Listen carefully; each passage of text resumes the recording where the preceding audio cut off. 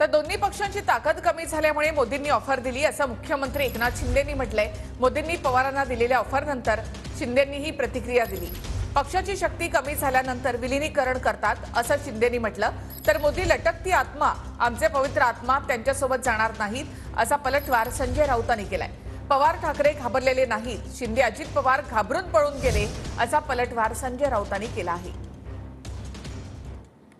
कधी करतो माणूस जेव्हा त्या पक्षाची क्षती होते, त्या पक्षाची ताकद कमी होते। त्यामुळे दोन्ही पक्षाची ताकद कमी झालेली आहे आणि त्यामुळे काँग्रेसमध्ये जाण्याची भाषा करू लागले। याचा अर्थ त्यांनी हार मानलेली आहे आणि मोदीजींनी म्हटलं शिवसैनिकांना आणि त्या कार्यकर्त्यांना आव्हान काय केलं, काँग्रेसकडे जाण्यापेक्षा आपल्या बाळासाहेबांच्या विचारांच्या पक्षामध्ये येणं कधी चांगलं। मोदी हा एक लटकता आत्मा आहे, इकडे तिकडे लटकत फिरतो आहे आणि या लटकता आत्म्याबरोबर आमचे या महाराष्ट्राचे पवित्र आत्मे कधी जाणार नाहीत बरं का। शरद पवार हे अजिबात घाबरलेलं व्यक्तिमत्व नाही ना उद्धव ठाकरे।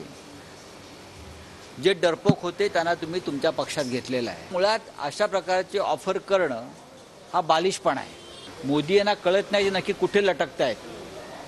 त्यांचं वक्तव्य पहा, आज एक उद्या एक परवा